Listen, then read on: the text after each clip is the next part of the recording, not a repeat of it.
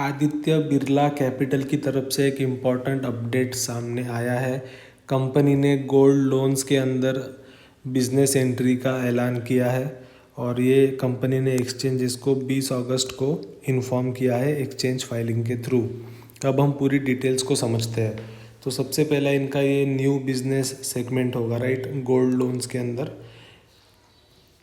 Gold के against ये लोग लोन देंगे, राइट। उसके बाद हम ब्रांचेस का एक्सपांशन प्लान देखते हैं। तो इन्होंने बोला है कि मार्च 2027 तक 200 से 300 डेडिकेटेड गोल्ड लोन ब्रांचेस ये लोग ओपन करने वाले हैं और अगले 3 साल के अंदर 1000 ब्रांचेस ओपन करने का प्लान है। अभी इनका स्ट्रैटेजिक फोकस जो है वो क्या है कि इनका जो सिक्योर्ड लेंडिंग पोर्टफोलियो है वो एक्सपांड हो जाएगा, राइट।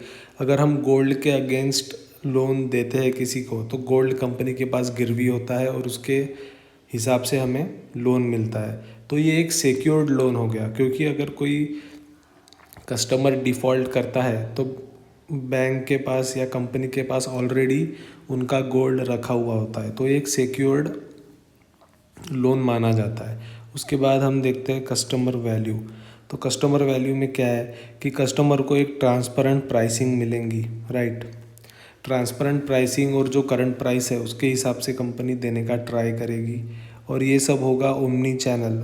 ओमनी चैनल मतलब मल्टीपल चैनल्स के थ्रू होगा। ये ऑनलाइन भी होगा, ऑफलाइन भी होगा, राइट। ब्रांचेस में आप जाके कर सकते हो या और कंपनी नए तरीके लगाएगी जहाँ से लोन लिया जा सकता है गोल्ड के अगेंस्ट, गोल्ड को प्लेज रख के, राइट। अब इनका जो टारगेट कस्टमर होगा वो कौन होंगे? Urban and semi urban markets. यहाँ पे ये लोग प्राइमरी फोकस रखने वाले हैं गोल्ड लोन का बिजनेस एक्सपांड करने के लिए, राइट। अब हम देखते हैं कि बिल्डिंग फॉर ग्रोथ। तो build with strong governance, prudent risk management, operational excellence and customer first approach. तो इनका ये सिंपल फंडा है कि जो स्ट्रॉन्ग गवर्नेंस है, क्योंकि आदित्य बिरला एक बिरला ग्रुप की कंपनी है, राइट। आदित्य बिरला कैपिटल, तो ट्रस्ट तो ऑब्वियसली रहेगा कस्टमर्स को। और उसके साथ साथ ऑपरेशनल एक्सीलेंस, रिस्क मैनेजमेंट, ये सब कंपनी अच्छे से करने वाली है।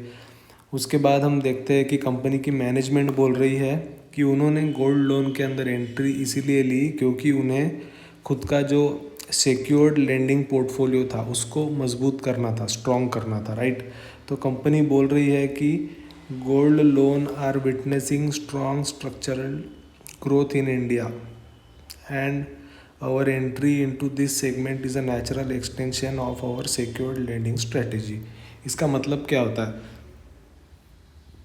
इंडिया में जो गोल्ड लोन्स है वो एक बहुत ही बड़ी स्ट्रक्चरल ग्रोथ में स्टोरी में कन्वर्ट हो गया है और कंपनी इसके अंदर, क्योंकि कंपनी ऑलरेडी एनबीएफसी है तो कंपनी इसके अंदर एक्सपांड करना चाहती है और जो उनकी लेंडिंग स्ट्रैटेजी है उससे ये अलाइन करता है, राइट।